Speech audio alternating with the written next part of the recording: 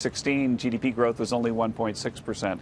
And so to have another 3% quarter, fourth quarter right now, our models have about at 3%. And so we really are at a sustained 3% pace. And, I was listening to the segment before, for sure there's a lot of volatility in financial markets, but the economic data continue to even surprise on the upside a little bit. So I was talking about growth there. Let's bring in Samantha DeBianchi, who hello, we'll formally introduce you. You're the real estate guru, also reality TV star. But let's talk about housing first, and I want to have both of you and Deandra talk about reality TV. But firstly, let's get to housing. Housing has struggled a little bit. It has. The numbers have been soft. From your perspective, you're down in Miami. Are you selling high-end real estate? High-end real estate has... What is high-end? High-end, I mean, we could talk about $750,000 and above.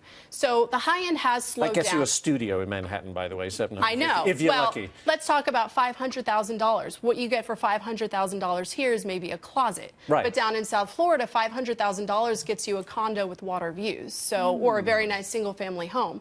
So when people see that, of course, we're going to see an influx from New York to Florida. We already have the strongest population migration between states is from New York to Florida, and I think come next year when people are paying their taxes, South Florida is going to look a whole lot sunnier. Got anything for Dave Asman with a water view? I have thought so often about doing that. I've got a couple of these closets in New York. And fortunately, I bought them in the late 80s, early 90s. So I bought them for a song. They've increased 10, 15 times in value. But, I got to live here. I got to work here. Some people are stuck in New York. If I had my druthers, I'd be in Florida. But I mean, look, and people who live in New York, there's plenty of die-hard New Yorkers. And people love New York. And it doesn't matter what they're paying in taxes or prices or anything.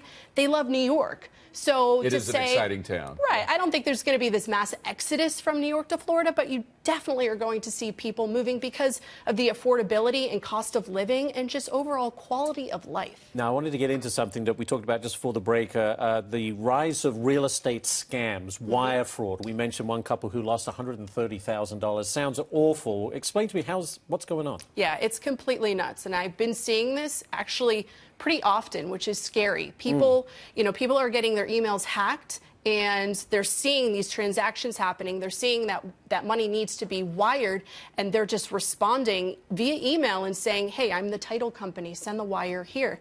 And it's been happening left and right. So anytime you see what is this emails, money? Is it money, like the deposit on homes? For deposits, for the closing, whatever it is. So anytime you get any of these emails, it's so important to call that source. Call whoever is stating that they are the person to receive that money, because it's happening very, very, very often. It's very scary. I find it interesting. You're up here. You're in New York. Do you come up here to kind of look for clients who may be heading?